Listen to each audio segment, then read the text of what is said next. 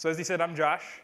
I grew up in a family of meat and potatoes. I had a gourmet chef grandmother, a deli daycare where I would be dropped off every day eating amazing food. And so if you take a look at my family background, that's not really surprising. So on my mom's side, they grew up in Argentina. This is a place where you have a lot of dairy farmers, including my family.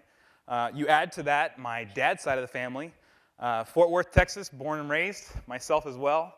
This is a place where you literally still have cattle drives to the middle of town. So you put those two together, and what do you get?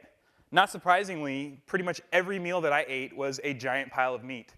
At one point in my life, I would literally brag that I ate steak every day for 40 days. And I thought that was an accomplishment. So it all changed on a very fateful trip. I like going up to Lake Tahoe, one of my favorite things to do. You know, this is a trip that normally takes 4 or 5 hours.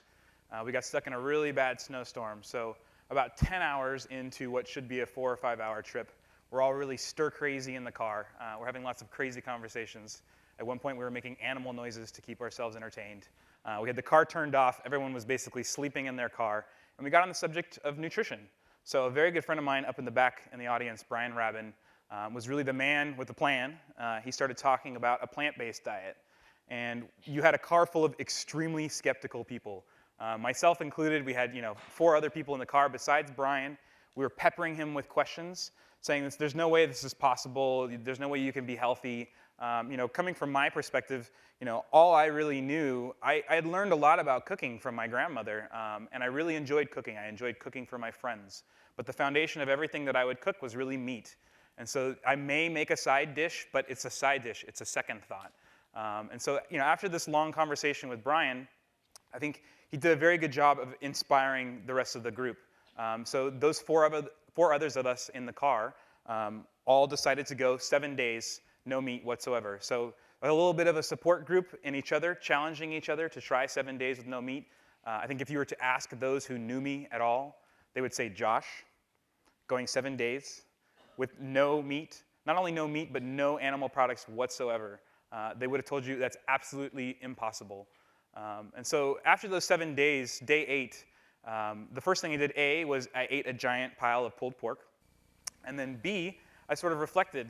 It was actually very easy for me to go 7 days with no meat, no animal products whatsoever. And I took a look at my own family history. I have 2 grandfathers who had quadruple heart bypasses. Not very surprising, given what I've been talking about my family history.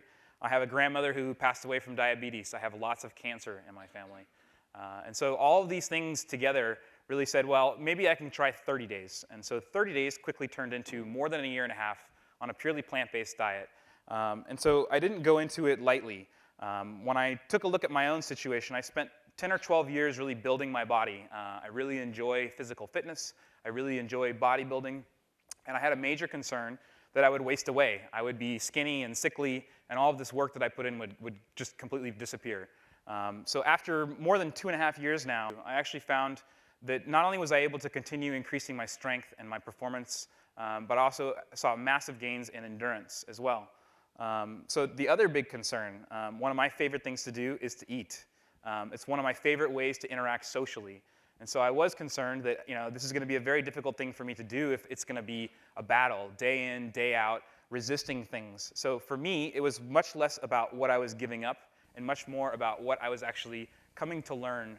So rather than feeling like I was missing out on foods, I really felt that I was opening my mind to so many different things that I would have never put on my plate had I been focused still on that giant pile of meat. The results, unfortunately I didn't get younger or taller as a result of this experiment.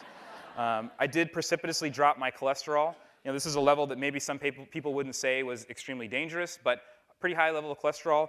That cholesterol drop happened extremely quickly, as did the weight drop. I didn't think I had 35 pounds to lose, but I lost 35 pounds. I dropped my cholesterol precipitously, noticed massive improvements in my performance, my ability to function at my work and in my job, so mental improvements as well as physical improvements. And so I think this all really started with my friend Brian and a lot of the literature that I read and my own family history inspiring me to take about 30 days to make this change. And hopefully my inspiration, these things that inspired me, can also be an inspiration for you to believe that this is possible for you as well. Thank you.